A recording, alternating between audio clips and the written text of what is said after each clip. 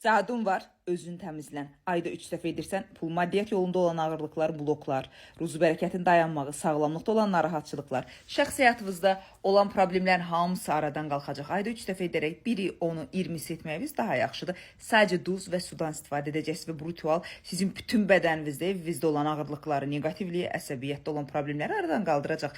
Nə edirsiniz? Şüşə stakanın içərisində duz qoyursunuz. İri kristallar olması daha yaxşı. Kristal və şüşə enerjini daha güclü bir şəkildə sizdən mənfi enerjini soğuruq çəkəcək.